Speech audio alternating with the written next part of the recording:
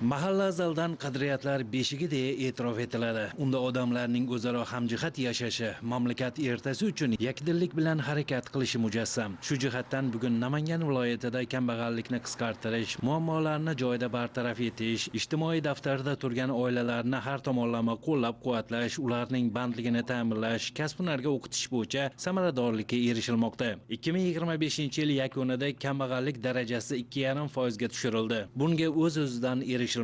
Aniq chora-tadbirlar xonadonbay ishlash o'zini oqladi. Bugungi kunda ham aholining yashash sharoitini yaxshilash, muammoli masalalarga yechim topish, xotin-qizlar bandligini ta'minlash, yoshlarni kasb-hunarga o'qitish, bir so'z bilan aytganda har bir oila tadbirkor dasturi ijrosini ta'minlash borasida tizimli ishlar yo'lga qo'yildi. Buning natijasida ko'plab xonadonlarda tadbirkorlik, kasanachilik, hunarmandchilik yo'nalishlari rivojlanmoqda. Namangan tumanining Navruz mahallasida ham bu borada o'ziga xos tajriba to'plangan. Yettilik tizimi har doim xonadonlarni aylanib, aholi murojaatlarini o'rganmoqda. Ularning tadbirkorlik tashabbuslarini qo'llab-quvvatlash, imtiyozli bank kreditlari ajratish, daromadga ega bo'lishlari uchun barcha zarur chora-tadbirlar ko'rilmoqda. Ayni paytda mahallada 3675 nafar aholi 580 ta xonadonda istiqomat qiladi. Asosiy drayveri gulchilik va tikuvchilik tashkil etadi. Hozirda 260 ta xonadonda gulchilik, 140 ta xonadonda tikuvchilik, 180 ta xonadonda chorvachilik, parrandachilik, asalarichilik tarmog'i yo'lga qo'yilgan. Tomorqalarda ixcham issiqxona barpo etish uchun o'tgan yili aholiga har bir oila tadbirkor dasturi doirasida 860 million so'm imtiyozli kredit mablag'i ajratib berildi.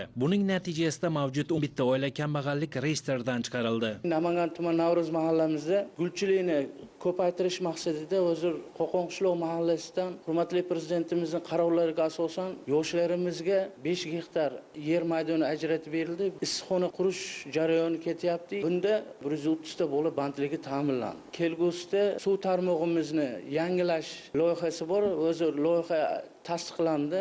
5 kilometr suv tarmog'imizni yangilamiz 2026-yil. Yer ostidagi gaz quvurimizni aholimiz hashar yo'li bilan 3,5 kilometr trubasini havo tarmog'iga olamiz deb rejalashtirganmiz. Mahallada oilaviy tadbirkorlik bilan shug'ullanib, doimiy daromad manbaiga ega bo'lib borayotgan oilalar ko'plab topiladi. Tadbirkor Yusufjon Ergashev yashash xonadonida tikuvchilik faoliyati bilan shug'ullanadi. U o'tgan yili hokim yordamchisining ko'magi bilan 140 million so'm kredit olib, zamonaviy tikuv dastgohi keltirib o'rnatdi. Eng muhimi mahalladagi 30 nafar ishsiz xotin-qizlarning bandligini ta'minladi. Men mana shu Navruz mahallasida ochilgan oilaviy tikuvchilik korxonasida 1 yildan beri ishlayapman. 30 nafardan ziyod ayollar ish bilan ta'minlangan.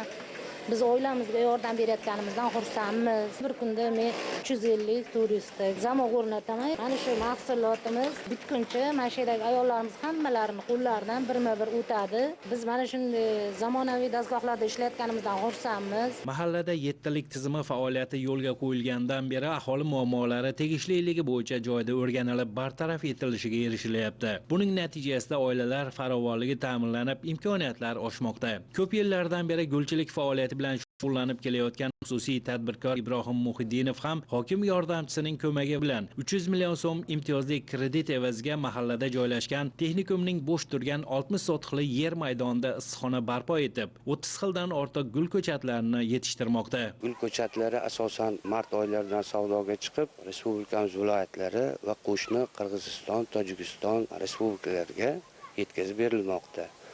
Mahallada bundan tashqari tikuvchilik rivojlangan bo'lib, ichki bozorga mahsulotlar yetishtirilib berilmoqda. Ushbu issiqxona ham 2022-yili 10 sotiq bo'lgan bo'lsa, hozirgi kunda 60 sotiq yer maydonini qamrab oldi. Buning natijasida 20 nafar doimiy, 65-70 nafar mavsumiy ishchi bandligi ta'minlandi. 2026-yil mahallani rivojlantirish va jamiyatni yuksaltirish yilida mahallalar infratuzilmasini yaxshilash, aholi daromadlarini oshirish va ish bilan band qilish bo'yicha bir qator muhim vazifalar belgilab olindi. Jumladan infratuzilma bilan ta'minlanganlik darajasi, tadbirkorlik faoliyati, moliyaviy imkoniyatlar kabi 20 ta mezon asosida hududlarda o'rganishlar olib borilmoqda. Ushbu ishlar natijasi 2025-yilda respublika bo'yicha 5,4 million nafar aholi daromadli mehnatga jalb etildi. Ishsizlik darajasi 5,5% dan 4,8% ga, kambag'allik esa 8,9% dan 5,8% ga pasaydi. Milliy statistika qo'mitasining dastlabki ma'lumotlariga ko'ra, Farg'ona vodiysida yalpi hududiy mahsulot hajmi 304,4 trillion so'mdan oshib, respublika yalpi ichki mahsulotining 16%ni tashkil etmoqda.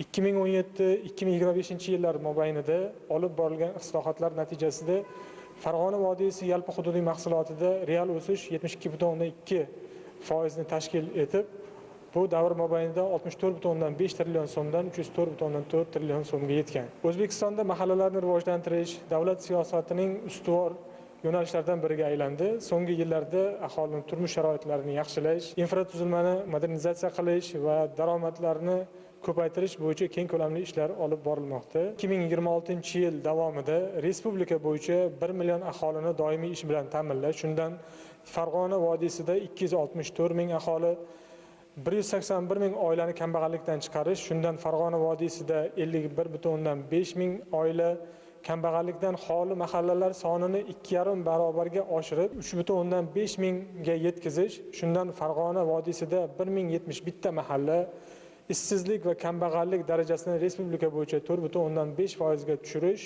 bo'yicha vazifalar belgilandi. Tumanlarda o'tkazilgan o'rganishlar infratuzilma bilan ta'minlanganlik darajasi, turmush darajasi, biznes faollik ko'rsatkichlari, moliyaviy imkoniyatlar kabi 20 ta mezon asosida 37 ta og'ir tuman va 903 ta og'ir mahalla tanlab olinib, 2026-yilda ushbu tuman va mahallalar aholisi turmush darajasini yanada yaxshilashga qaratilgan ishlarni amalga oshirish vazifasi qo'yildi.